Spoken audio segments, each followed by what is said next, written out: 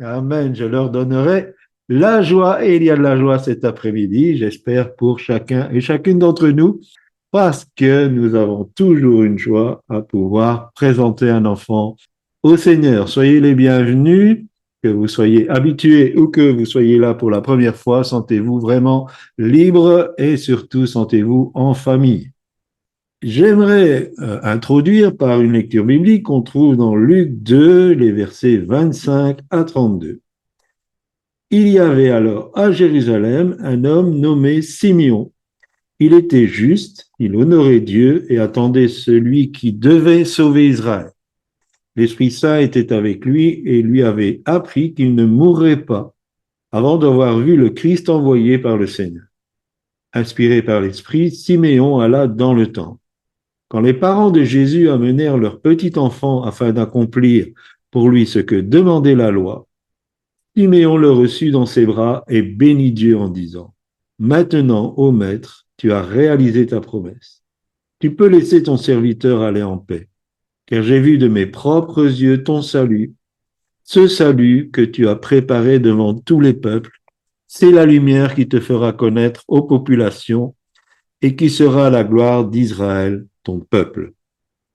Une joie de pouvoir présenter aujourd'hui Gilouda, le conquérant, même si aujourd'hui je pense qu'il est en formation, mais un jour il sera un conquérant. Et en tout cas, merci à tous ceux qui sont amis et famille pour qui se sont déplacés, même si c'était pas très loin, pour honorer Xavier et Esther, que nous aimons beaucoup, que nous estimons d'ailleurs comme nos propres enfants.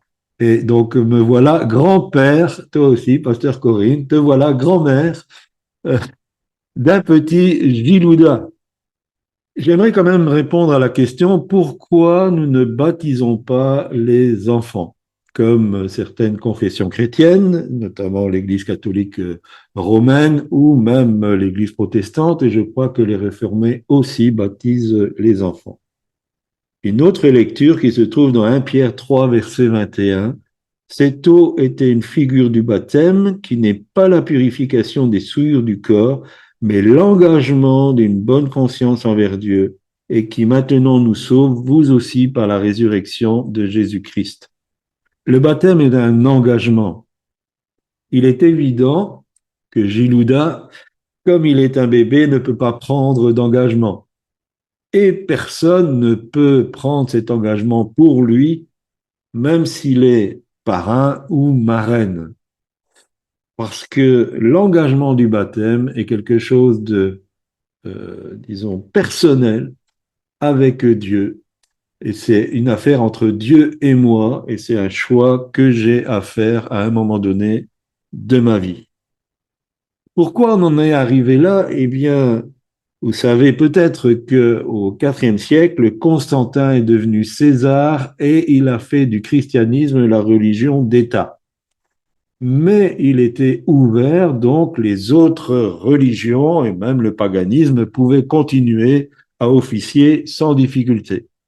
Mais les successeurs de Constantin, en fait, ses trois fils, Constantin II, Constance et Constant, eux ont imposé le christianisme comme seule religion autorisée et donc ont commencé à persécuter tous ceux qui n'étaient pas chrétiens, du moins qui ne fréquentaient pas l'Église.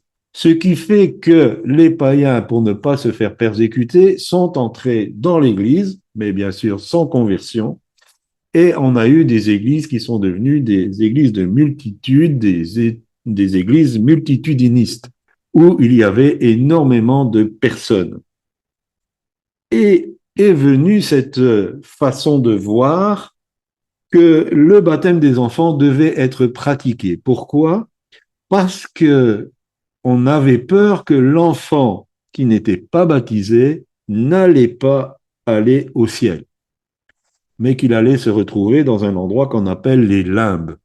Et les limbes, c'est un endroit très flou dans l'éternité qui est vraiment en marge de l'enfer. Et donc, on a commencé à baptiser les enfants en grand nombre et finalement, le baptême s'est presque limité à ça.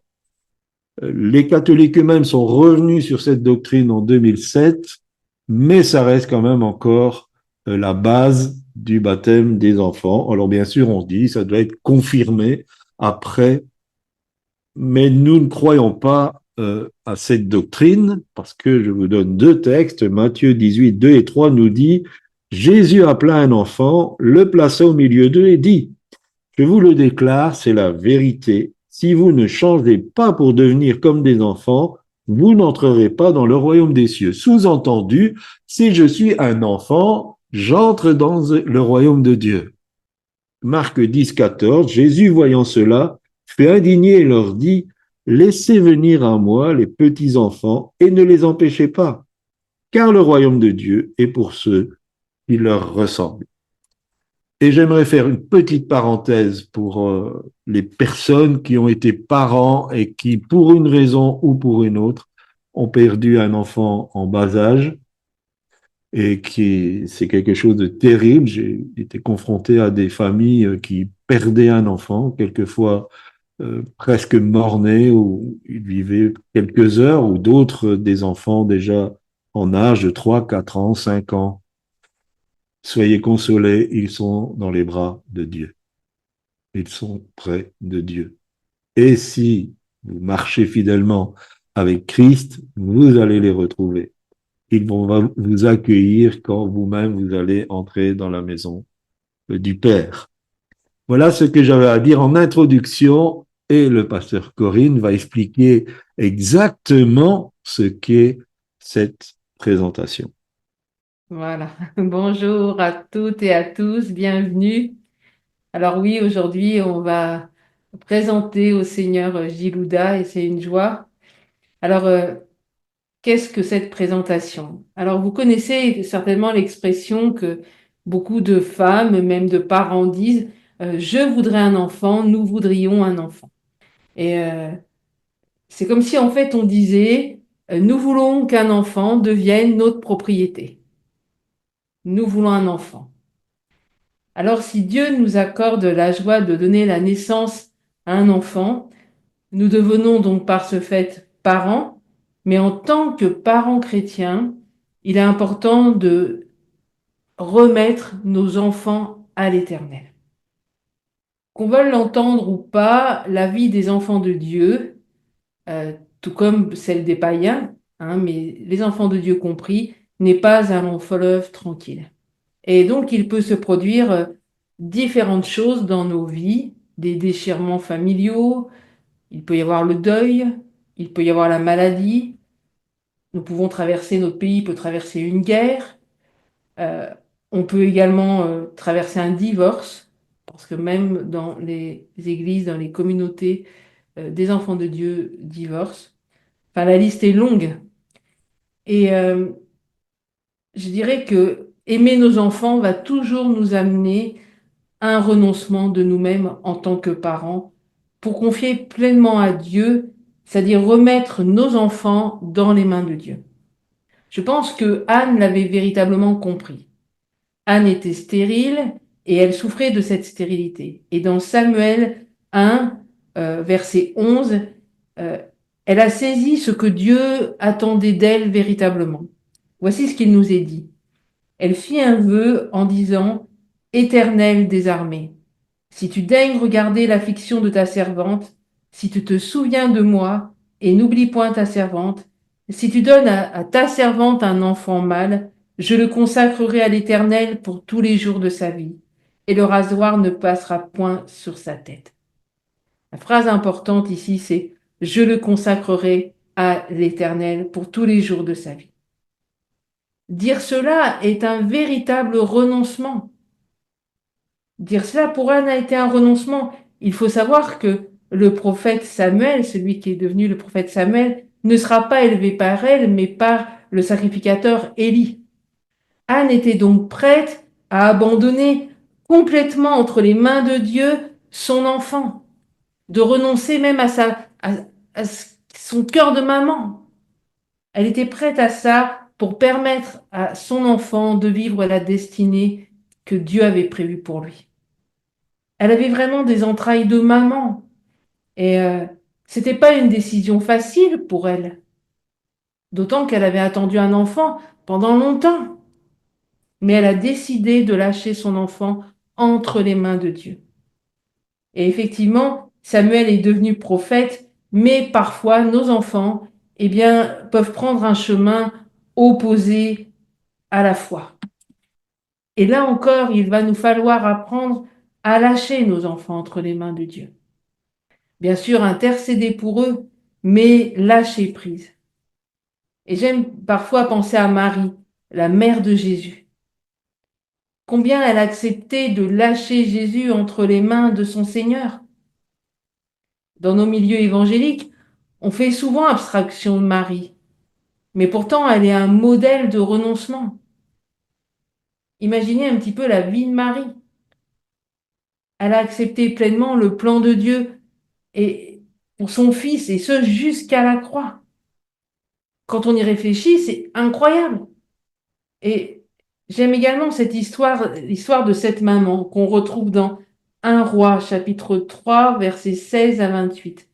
Je vous invite véritablement à lire cette histoire que vous connaissez sûrement. En fait, deux femmes se présentent devant Salomon et ces femmes, elles avaient chacune un enfant et l'un des deux enfants était mort. Et en fait, chacune va vers Salomon et disent, mais c'est son fils qui est vivant. En fait, elles se disputent l'enfant qui est en vie. Et Salomon, qui est rempli de sagesse divine, dira, nous retrouvons ça dans 1 Roi, chapitre 3, 25 et 26, coupez en deux l'enfant qui vit et donnez-en la moitié à l'une et à l'autre. Et là, il nous est dit, écoutez bien ce qui va être dit. Alors la femme dont le fils était vivant sentit ses entrailles s'émouvoir pour son fils et elle dit au roi, ah mon Seigneur, donnez-lui l'enfant qui vit et ne le faites point mourir. Et l'autre répondit, il ne sera ni à moi ni à toi, coupez-le. La mère de l'enfant a préféré renoncer à son enfant, préférant le voir vivre avec une autre plutôt qu'il ne soit tué. Bon, ce jour-là, il y a eu un happy end, véritablement. Cette maman, en renonçant à son droit de maman, eh bien, a été bénéficiaire pleinement de la justice de Dieu. La vérité a éclaté et son enfant a été rendu. Cela a été fait sur le champ. Mais ce qu'il est important de savoir et de comprendre, c'est que Dieu est souverain.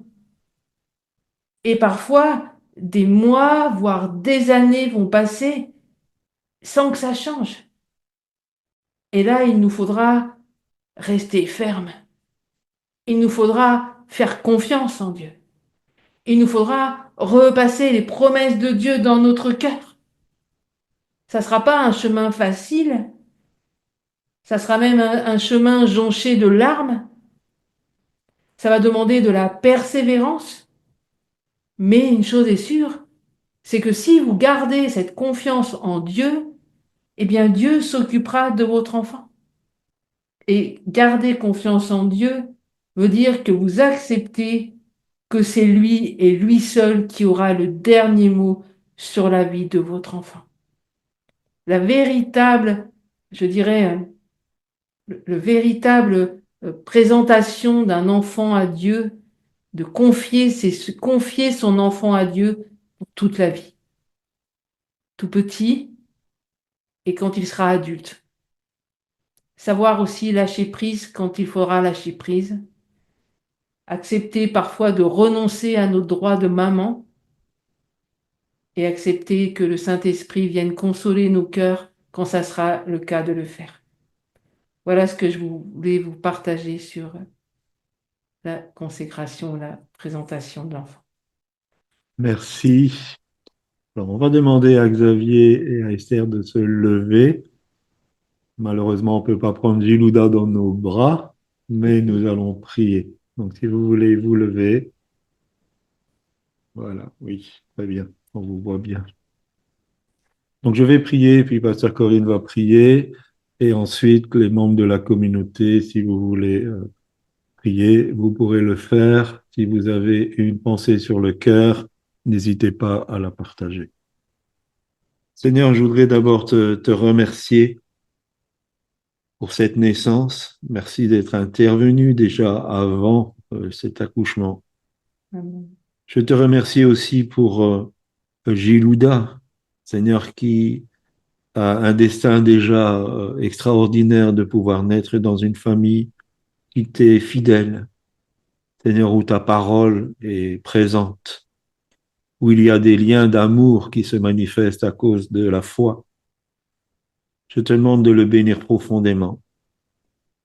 Seigneur, en le baptisant conquérant, Seigneur, il y a déjà un aspect prophétique de voir ce que tu veux faire avec cet enfant. Seigneur, il y a peu, nous avons prophétisé ce texte que nos enfants seraient ceux qui seraient radicaux dans leur manière de vivre la foi et qui viendraient s'opposer aux détracteurs de ce monde. Seigneur, qu'il soit ce conquérant, là où il va se trouver. Seigneur, je te demande que toute ta grâce et toute ta bénédiction soit sur lui. Comme je te demande de toucher Xavier, son papa, et Esther, sa maman, et qu'il soit sous cette direction de ton esprit, sous cette onction d'éducation, afin, Seigneur, que cet enfant ait vraiment le destin qui est le sien. Je proclame à nouveau cette parole: quand tu as un projet, tu crées un être humain. Tu as un projet et tu as créé Gilouda.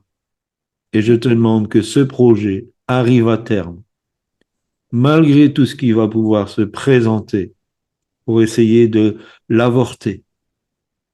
Seigneur, que ce projet que tu as avec cet enfant arrive à terme, au nom de Jésus. Merci Seigneur pour ta grâce. Que ton esprit soit déjà sur lui, dès maintenant. Amen. Amen. Merci Seigneur pour Esther, pour Xavier, Seigneur, que tu remplis de sagesse, Seigneur, pour éduquer cet enfant, Seigneur, que tu as euh, créé, Seigneur, que tu as mis sur cette terre. Merci pour Gilouda, Seigneur. Nous te demandons, Seigneur, de le bénir. Te demandons que une onction repose sur sa vie, Seigneur. Seigneur, que un jour il puisse entendre ce message de ta part. Qui enverrai-je et qui marchera pour nous? Et qu'il te réponde, me voici, Seigneur, envoie-moi. Je prie vraiment, Seigneur, pour sa vie, pour qu'une onction prophétique repose sur sa vie. Je prie, Seigneur, pour que un jour il te dise oui, Seigneur, pour que véritablement, dès son plus jeune âge, Seigneur, tu sèmes dans son petit cœur, Seigneur, et que ces semences restent, Seigneur, dans son cœur, Père. Je te demande au nom de Jésus. Merci de te manifester avec puissance dans la vie de Gilouda, Seigneur. Merci de ce que tu vas faire, Père. Seigneur, nous te l'apportons, nous te demandons de le garder de tout mal. Que toute arme forgée contre lui soit sans effet, Seigneur, ainsi contre toute sa famille. Seigneur, que ta grâce repose sur cet enfant.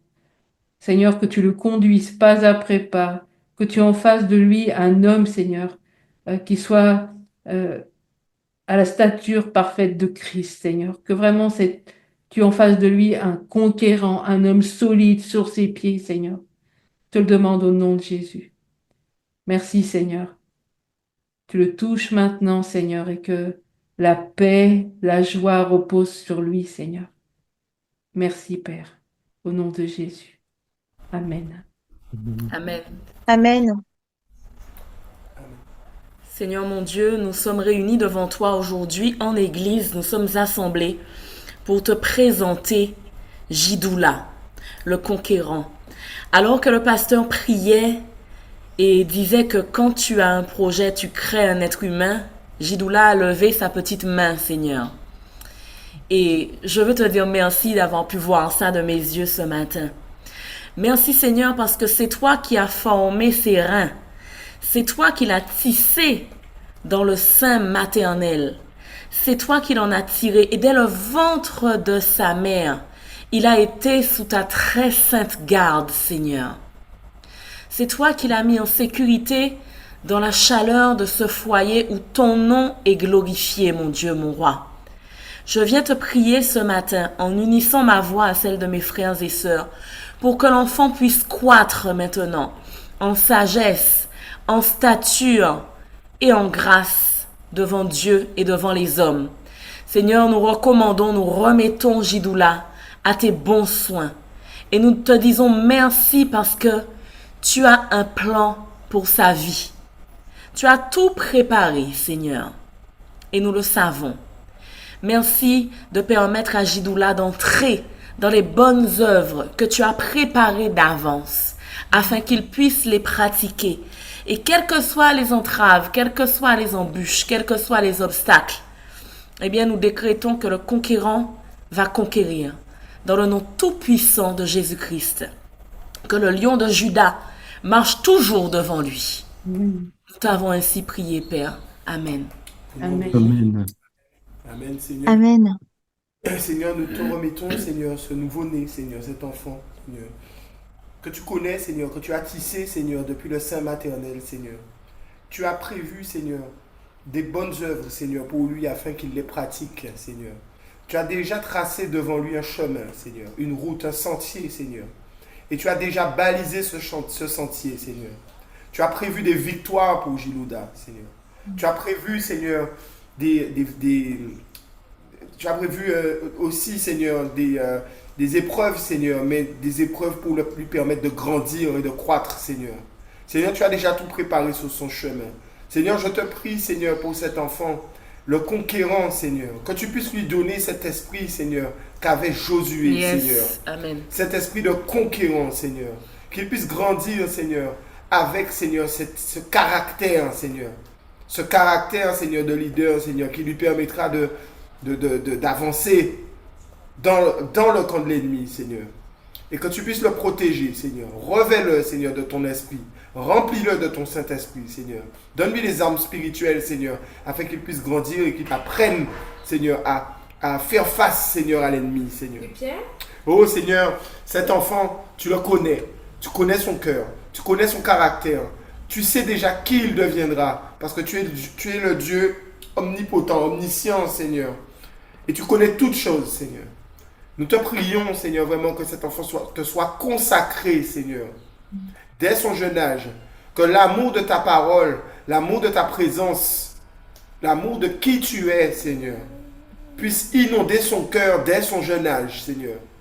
Seigneur, je te prie, Seigneur, pour sa bouche, que sa bouche, Seigneur, soit un instrument pour toi, Seigneur, pour diffuser ta parole, Seigneur.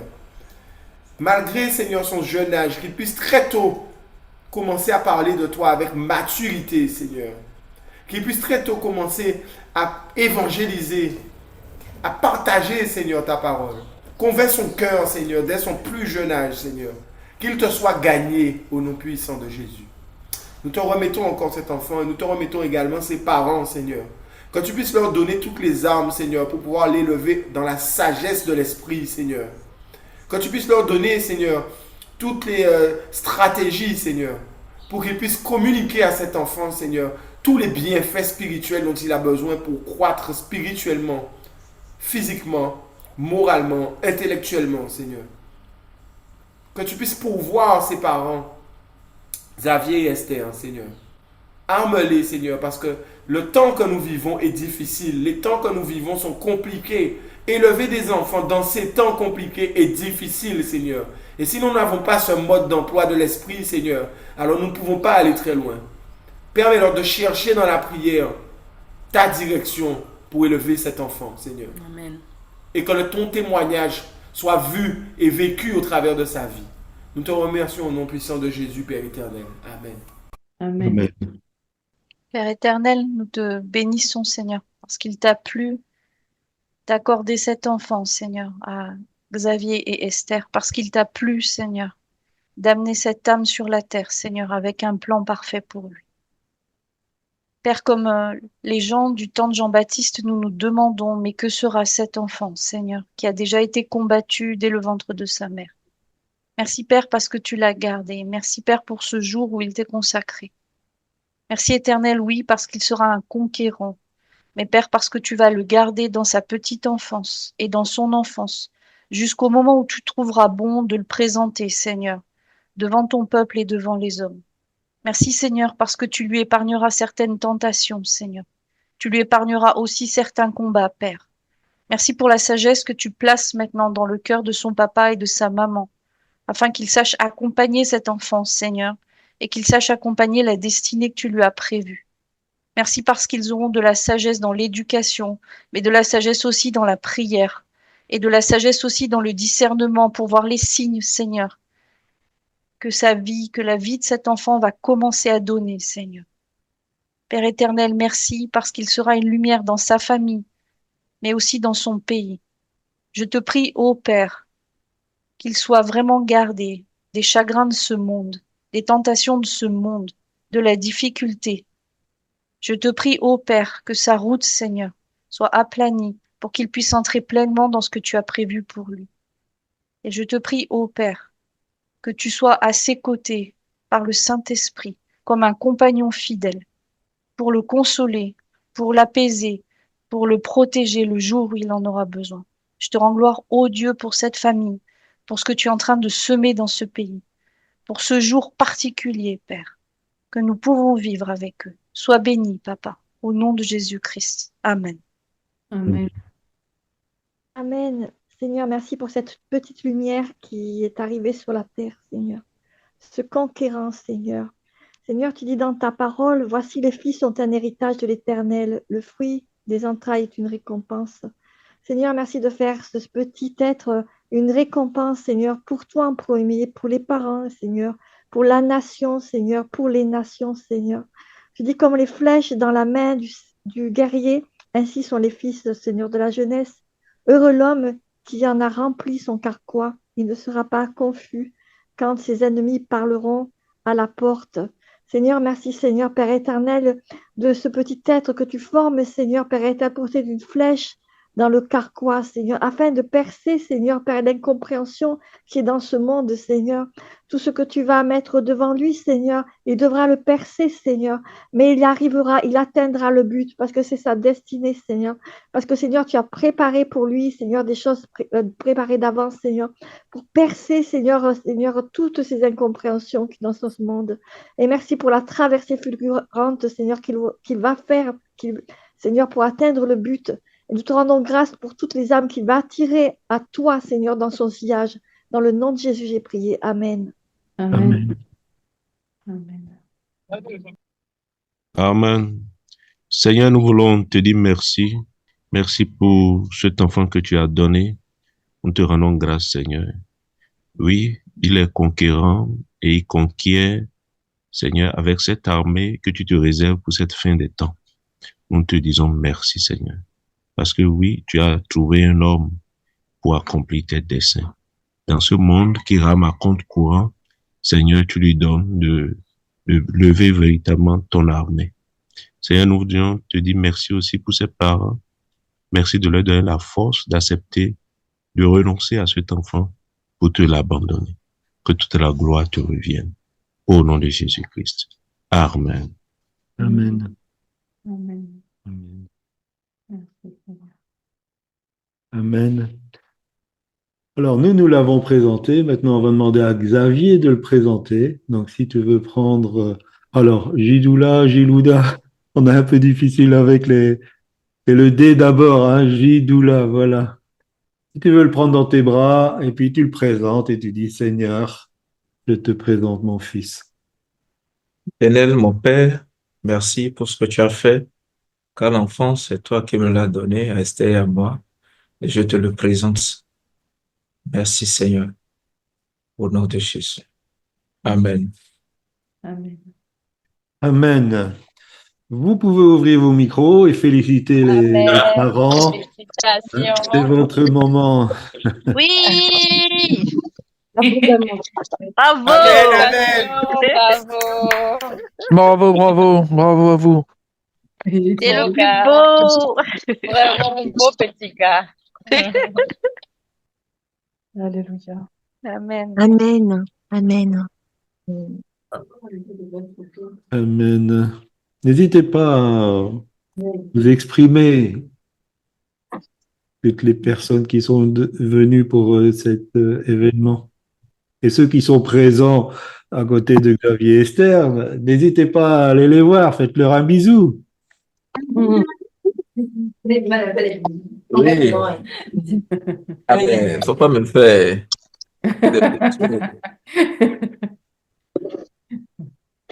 Merci beaucoup. Je vois beaucoup de mes collègues et amis qui sont connectés. Je les remercie aussi. Amen. Seigneur. Amen. J'aimerais m'entretenir encore avec vous un petit peu parce que il y a quand même un contraste que je voudrais aborder. Nous avons vu que Jésus nous a encouragés à devenir comme des enfants. Et pourtant, nous lisons dans 1 Corinthiens 13, 11, lorsque j'étais enfant, je parlais comme un enfant, je pensais comme un enfant et je raisonnais comme un enfant. Mais une fois devenu adulte, j'ai abandonné tout ce qui est propre à l'enfant. C'est l'apôtre Paul qui nous parle. Alors, comment concilier cette contradiction apparente? Un autre verset, juste le chapitre suivant, 1 Corinthiens 14, 20, nous dit « Frères et sœurs, ne raisonnez pas comme des enfants, soyez des enfants par rapport au mal, mais soyez des adultes quant à la façon de raisonner. » Notre façon de penser en tant qu'enfant de Dieu doit être mature. C'est cela que cela veut dire. Notre façon d'aborder les choses doit faire preuve de maturité. Notre comportement doit aussi manifester cette maturité et nous devons quelque part abandonner des comportements enfantins. Vous allez dire, moi j'ai pas de comportement enfantin. Si vous boudez, vous avez un comportement enfantin. Si vous voulez toujours avoir raison, vous avez un comportement enfantin. Nous avons besoin de manifester de la maturité. Mais pour ce qui est du mal, alors là, agissons comme des enfants. Tout ce qui est mal, tout ce qui pourrait être des sentiments négatifs, abandonnons-les. J'ai l'habitude de dire, ce qu'un enfant de 5 ans ne peut pas voir ou ne peut pas entendre, moi, Claudie, en tant qu'enfant de Dieu, je n'ai pas besoin de le voir et je n'ai pas besoin de l'entendre. Il y a des images dites pour adultes que je n'ai pas besoin de voir. Je veux être un enfant. Il y a des sons, des gros mots que je ne veux pas entendre. Je veux entendre des bonnes choses, des choses qui sont destinées aux enfants. Et nous avons besoin de vraiment devenir des enfants dans ce niveau-là et effectivement leur ressembler. Ils ont des qualités. Il y a effectivement la maturité que donne l'expérience qui leur manque, mais ils ont des qualités indéniables. Et quand on en discutait la semaine dernière, Michael nous expliquait que, parce qu'elle elle est directrice d'un établissement chrétien, donc d'une école chrétienne sur la Guadeloupe, et elle expliquait que les enfants, ils peuvent se chamailler, ils peuvent avoir des disputes, même quelquefois très fortes, mais après, ils se pardonnent et ils se sont vraiment pardonnés. Ils ont fait table rase de ce qui s'est passé. Et nous avons besoin, nous, de nous comporter comme ça. Cette période démontre aussi combien les enfants sont crédules. Je ne connais pas un enfant, du moins jusqu'à un certain âge, que si on lui parle du Père Noël, il ne va pas le croire. Même si c'est un barbu très vieux qui, en une seule nuit, traversant le ciel avec son traîneau et ses rennes, va distribuer des cadeaux à tous les enfants du monde et qui sont sages. Mais il va le croire. Je me rappelle quand moi j'avais 5 ans, mes parents aimaient s'amuser. Donc en Belgique, c'est Saint-Nicolas. C'est pas le Père Noël, c'est surtout Saint-Nicolas. C'est le 6 décembre. Et j'allais à l'école du dimanche de notre église. Et quand je suis rentré avec ma sœur qui m'accompagnait, en ouvrant la porte, il y avait un long corridor et dans le corridor, il y avait plein de mandarines, de friandises, des livres et ainsi de suite. Et donc, ils ont dit, ah ben, Saint-Nicolas est passé pendant que vous n'étiez pas là. Et j'avais reçu une bande dessinée, mais je l'avais déjà lue. Et donc, ils ont dit, bon, on va essayer de rattraper Saint-Nicolas. Donc, mes parents n'avaient pas de voiture à l'époque. Ils sont montés sur leur mobilette. Je suppose qu'ils ont été au magasin. Ils ont échangé la BD pour un autre. Et ils m'ont dit, ah ben, on a rattrapé Saint-Nicolas sur les toits. Et effectivement, il a dit, oh, je me suis trompé. C'était en fait ce livre-là qu'il fallait pour Claudie. Et je l'ai écrit du début jusqu'à la fin. Bon, après, on m'a expliqué que Saint-Nicolas, ça, bon, peut-être pour les oreilles, je ne dirai pas plus. Mais je ne parle pas de ce genre de crédulité, parce que sinon, on va rester ce que Éphésiens 4 nous dit, des enfants emportés à tout vent de doctrine. Dès que quelqu'un va nous dire quelque chose sur une nouvelle doctrine extraordinaire, nous allons le suivre, tête et poings liés, surtout les yeux fermés.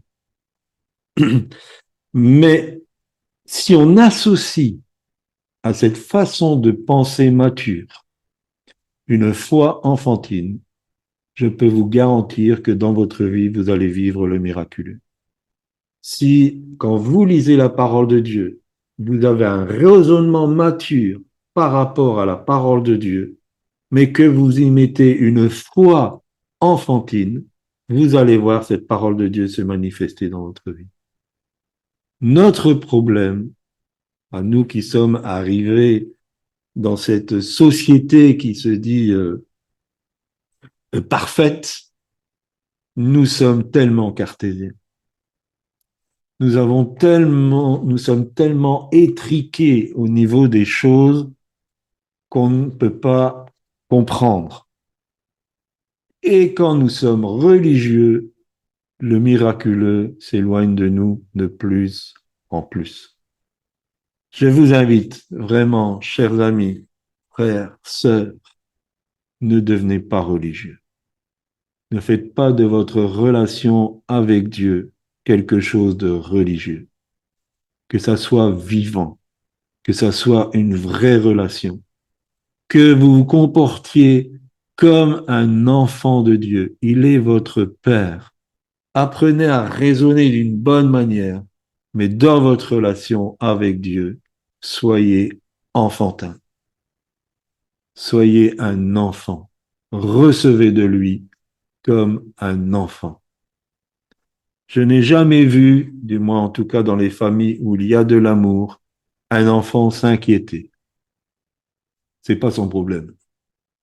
Si le loyer doit être payé, si le frigo doit être plein ou pas, c'est pas son problème. Il s'inquiète pas de ça. Dieu nous a promis au travers de Jésus-Christ, ne vous inquiétez de rien. Je raisonne, j'ai une réflexion mature, je ne dois pas m'inquiéter. L'inquiétude va me faire du tort à ma santé, ça va pas changer quoi que ce soit, mais ma foi enfantine, Père, tu t'occupes de tout. Tu es mon propriétaire, tu es mon banquier, tu es mon fournisseur. C'est toi qui t'occupes de tout ça. Toutes mes factures, elles t'appartiennent parce que je t'ai tout donné. Tu es mon Père. Je veux vivre cette foi et je vous encourage à y adhérer. Adhérez à cette foi simple et ne devenez pas religieux. Dieu ne veut pas du religieux. Il veut se réjouir. Il veut que ses enfants sautent sur ses genoux. Il veut qu'on ait une relation vraiment d'amour avec lui. C'est ce qu'il souhaite. Je me rappelle, pasteur Corinne, au début qu'elle s'est convertie, elle mettait une assiette de plus à table pour Jésus. Ayez ce genre de relation avec Dieu. Amen. Je veux rendre grâce au Seigneur. Je veux dire merci également aux parents, Pasteur Claudie, Pasteur Corinne, pour le soutien.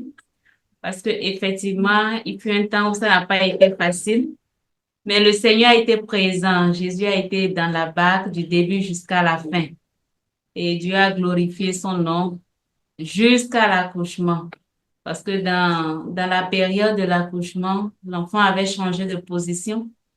Alors que la dernière échographie, la troisième échographie avait clairement présenté que tout allait bien. La position était normale. Et je devais accoucher par déclenchement. C'est arrivé là-bas.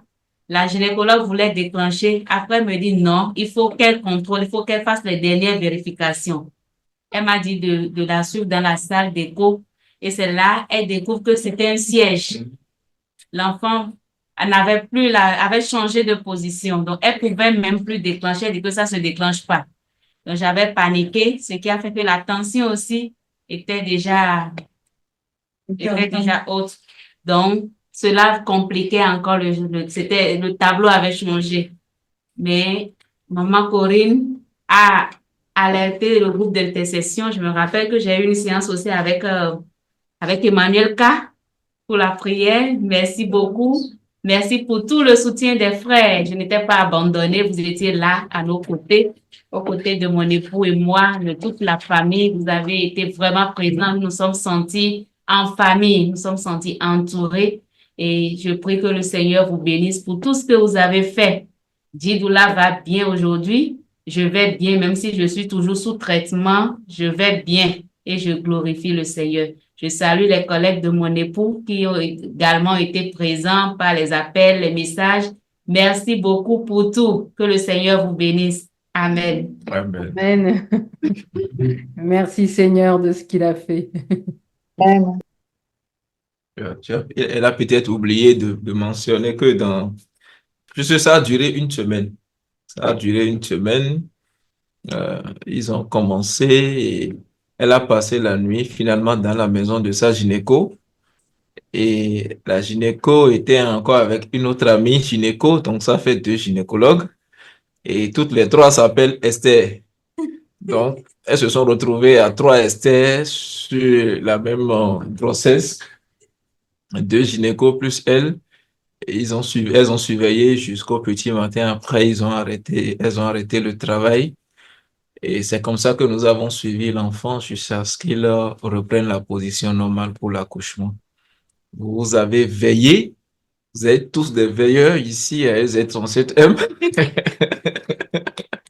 Vous avez prié, vous avez soutenu vraiment dans la prière. Je remercie le Seigneur pour cette belle communauté que nous constituons.